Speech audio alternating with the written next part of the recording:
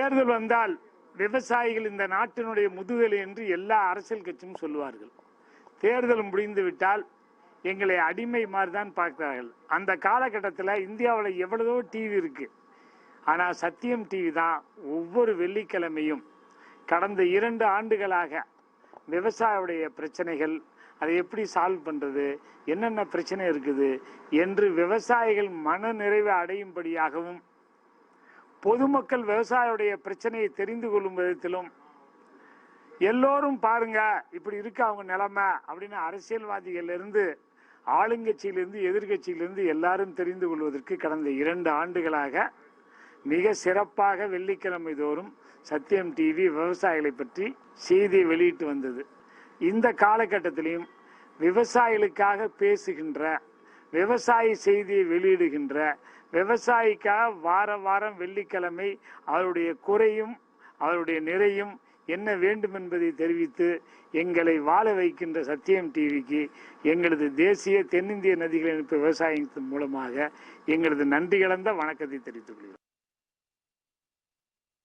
தமிழகத்தினுடைய வரலாற்றில் கடந்த 3 ஆண்டுகளாக தொலைக்காட்சி துறையிலே விவசாயிகளுக்காக வாரத்தில் ஒரு கிழமையை, வெள்ளிக்கிழமையை ஒதுக்கி அதில் விவசாயிகளை பற்றிய தகவல்கள், விவசாயிகளுடைய கருத்துக்கள், விவசாய சம்பந்தமான தகவல்கள் அனைத்தையும் நமது சத்தியம் தொலைக்காட்சி வாயிலாக தமிழகத்தில் மட்டுமல்லாமல் எந்த மொழி பேசுகிறவராக இருந்தாலும் விவசாயம் செய்யக்கூடிய விவசாயிகள் நிறைய பேர் அதை பார்த்து பயனடைகிறாங்க.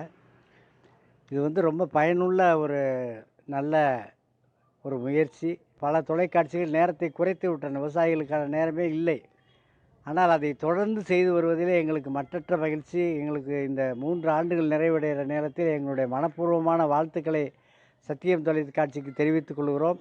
அதோடு இன்னும் தினசரியும் விவசாயிகளுடைய பிரச்சனை, நாட்டு மக்களுடைய முக்கியமான பிரச்சனை, உணவுக்கான பிரச்சனை, அனைத்து உயிர்கள் வாழ்வதற்கான முக்கியமான பிரச்சனை உணவு பிரச்சனை.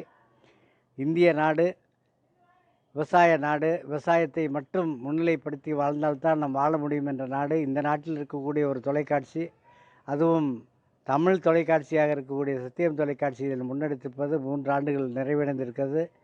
எங்களுக்கு மிக்க மகிழ்ச்சி அளித்து தருகிறது. வேளாண்மையில் என்ன உலகம் இல்லை அப்படிங்கிறது தான் நம்மளுடைய பண்பாடு.